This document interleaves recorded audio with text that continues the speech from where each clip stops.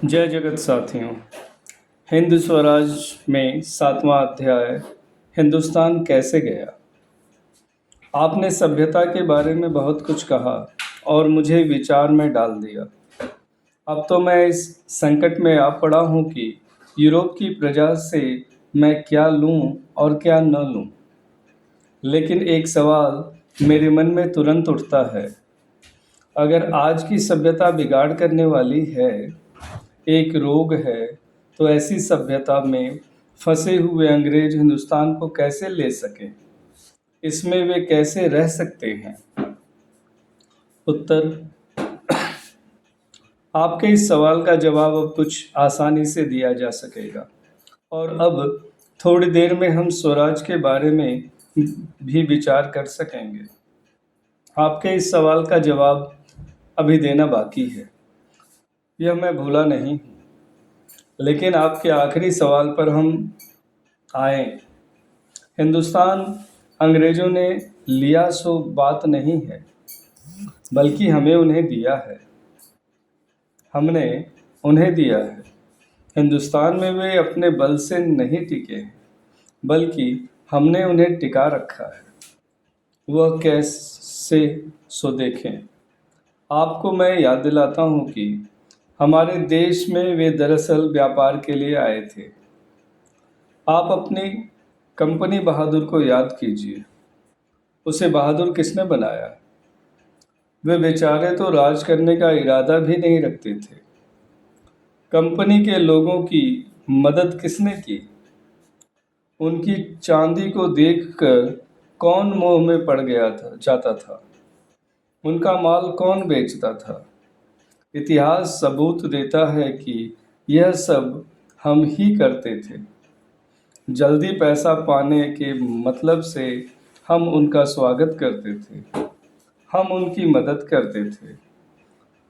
मुझे भांग पीने की आदत हो और भांग बेचने वाला मुझे भांग बेचे, तो कसूर बेचने वाले का निकालना चाहिए या अपना खुद का? बेचने वाले का कसूर निकालने से मेरा व्यसन थोड़े ही मिटने वाला है। एक बार बेचने वाले को भगा देंगे तो क्या दूसरे मुझे भांग नहीं बेचेंगे?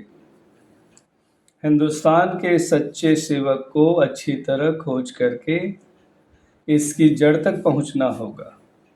ज़्यादा खाने से अगर मुझे अजीर्ण हुआ हो तो मैं पानी का दोष निकाल कर अजीर्ण दूर नहीं कर सकूंगा। सच्चा डॉक्टर तो वह है जो रोग की जड़ खोजे। आप अगर हिंदुस्तान के रोग के डॉक्टर होना चाहते हैं तो आपको रोग की जड़ खोजनी ही पड़ेगी। प्रश्न: आप सच कहते हैं। अब मुझे समझाने के लिए आपको दलील करने की ज़रूरत नहीं रहेगी। मैं आपके विचार जानने के लिए अधीर बन गया हूँ। अब हम बहुत ही दिलचस्प विषय पर आ गए हैं, इसलिए मुझे आप अपने ही विचार बताएं। जब उनके बारे में शंका पैदा होगी तब मैं आपको रोकूंगा। उत्तर: बहुत अच्छा, पर मुझे डर है कि आगे चलने पर हमारे बीच फिर से मतभेद जरूर होगा। फिर भी जब आप मुझे रोकेंगे तभी मैं दलील में उतरूंगा। हमने देखा कि अंग्रेज व्यापारियों को हमने बढ़ावा दिया, तभी वे हिंदुस्तान में अपने पैर फैला सके। वैसे ही जब हमारे राजा लोग आपस में झगड़े तब उन्होंने कंपनी बहादुर से मदद मांगी। कंपनी बहादुर व्यापार और लड़ाई के काम में कुशल थी। उसमें उसे नीति अनीति की अड़चन नहीं थी। व्यापार बढ़ाना और पैसा कमाना, यही उसका धंधा था। उसमें जब हमने मदद दी तब उसने हमारी मदद ली और अपनी कोठियाँ बढ़ाईं। कोठियों का बचाव करने के लिए उसने लश्कर रखा। उस लश्कर का हमने उपयोग किया, इसलिए अब उसे दोष देना बेकार है। उस वक्त हिंदू मुसलमानों के बीच वैर था। कंपनी को उससे मौका मिला।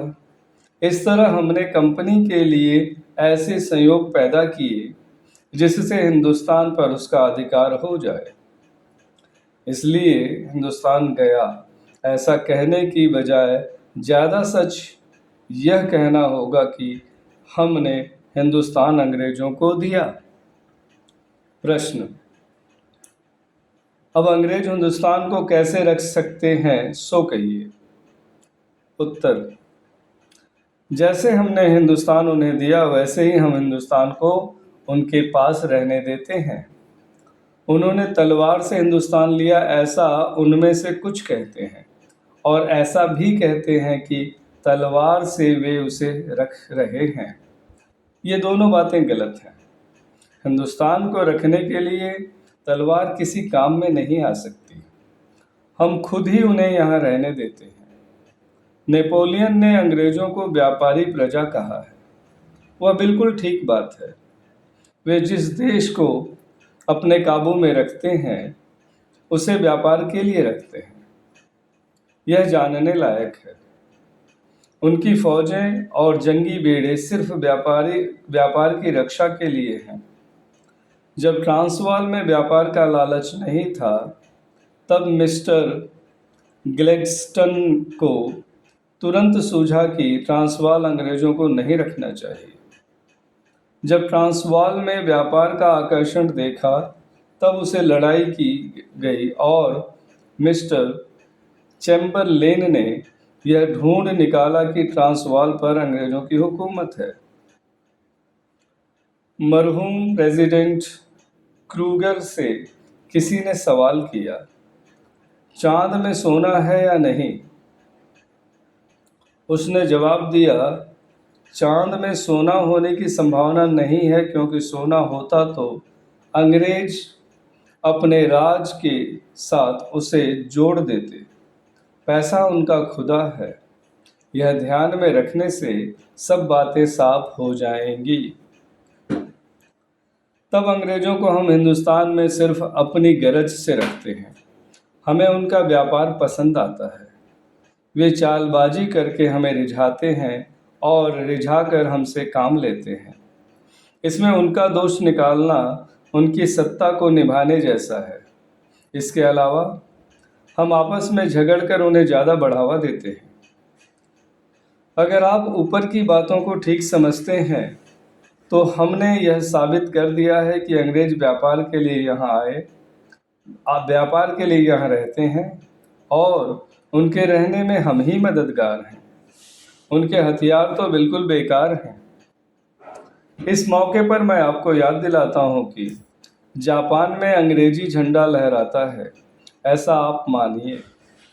जापान के साथ अंग्रेज़ों ने जो करार किया है वह अपने व्यापार के लिए किया है, और आप देखेंगे कि जापान में अंग्रेज़ लोग अपना व्यापार खूब जमाएंगे। अंग्रेज अपने माल के लिए सारी दुनिया को अपना बाजार बनाना चाहते हैं। यह सच है कि ऐसा वे नहीं कर सकेंगे। इसमें उनका कोई कसूर नहीं माना जा सकता। अपनी कोशिश में वे कोई कसर नहीं रखेंगे।